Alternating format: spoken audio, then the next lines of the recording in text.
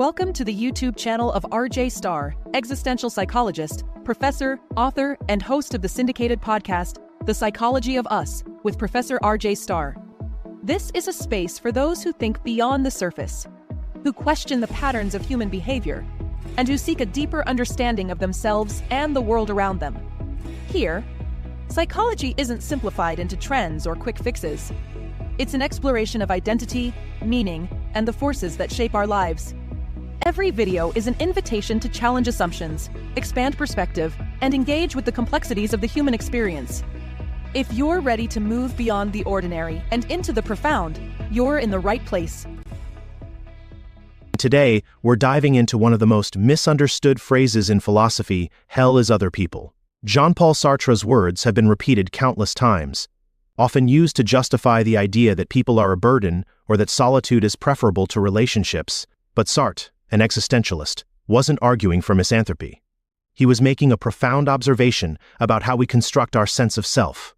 From an existential psychology perspective, Sartre's insight isn't just philosophy, it's a lived psychological experience. The weight of being seen, the anxiety of social judgment, and the struggle between authenticity and expectation are all core aspects of human existence.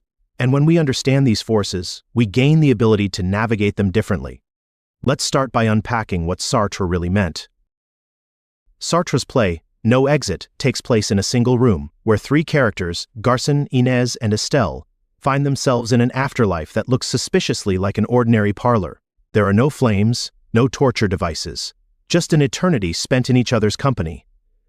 Slowly, they realize that their suffering doesn't come from supernatural torment, but from the way they see and judge one another. When Garçon, the most self-aware of the three, finally proclaims hell is other people, he's not saying that human connection is inherently painful. He's saying that our identities are shaped by how others perceive us. We are never fully in control of our own self-definition, because we are always being observed, interpreted, and classified by those around us. Sartre believed that this gaze, the awareness that others see us and form judgments, can feel like a kind of entrapment. We long to define ourselves, yet we can never escape the ways others categorize us. And sometimes, we even become complicit in our own imprisonment, molding ourselves into what we think others expect. The real existential struggle, then, is not just about other people. It's about whether we let their gaze define us. The tension, Sartre describes, this feeling of being scrutinized and shaped by external perceptions, resonates deeply with existential psychology. Rollo May, one of the pioneers of existential psychotherapy, often spoke about the existential confrontation, that moment when we become fully aware that we are seen. It can feel exhilarating or terrifying, depending on how we respond. Irvin Yalom, in his work on existential isolation, described how people often struggle with the paradox of self and other. We crave connection but fear absorption. We want to be known, but we also fear being misinterpreted, reduced to something we are not. Viktor Frankl took this a step further, arguing that the search for meaning often collides with external definitions of who we should be. This is where Sartre's insight becomes particularly relevant to psychology. When people feel defined by external judgment, they often experience existential anxiety. This is different from the immediate, everyday anxieties of life. This is a deeper, more fundamental unease about who we are, and whether we have the power to shape that identity for ourselves. Charles Cooley's concept of the looking glass self captures a similar dynamic. Cooley argued that we form our identities by imagining how others see us, and then internalizing those perceptions. When Sartre says, hell is other people, he is in many ways describing the darker side of this phenomenon, when we feel trapped by a reflection we never agreed to.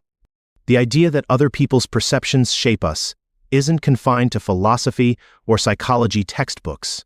We see it play out in our daily lives, especially in social environments where image and reputation hold power. Consider the world of social media. Platforms like Instagram and TikTok create a digital stage where every post, every comment, every interaction is a performance under scrutiny. The self we present is often carefully curated, shaped by an awareness of how others will react. Many people feel pressure to construct identities that are palatable, attractive, or socially acceptable, sometimes at the cost of genuine self-expression. The workplace offers another example.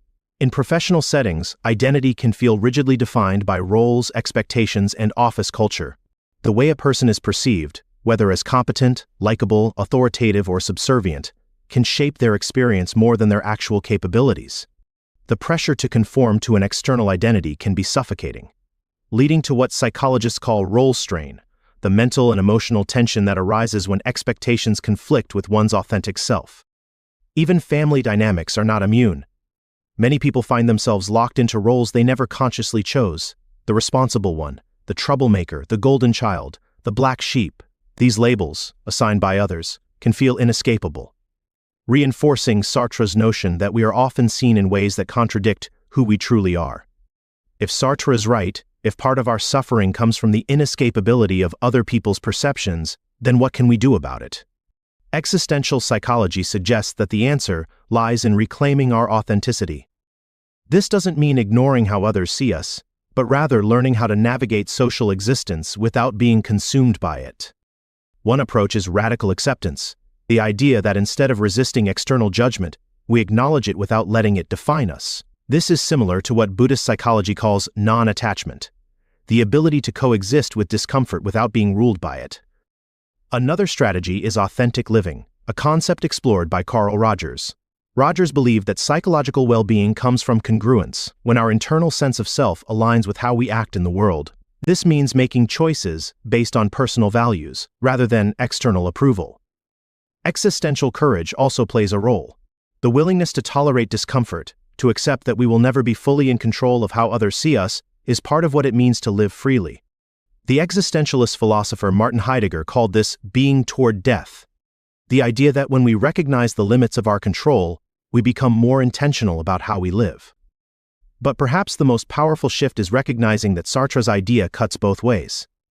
Just as we feel trapped by how others see us, we also define others through our own gaze. If hell is other people, then we must ask, in what ways do we, consciously or unconsciously, become part of someone else's prison?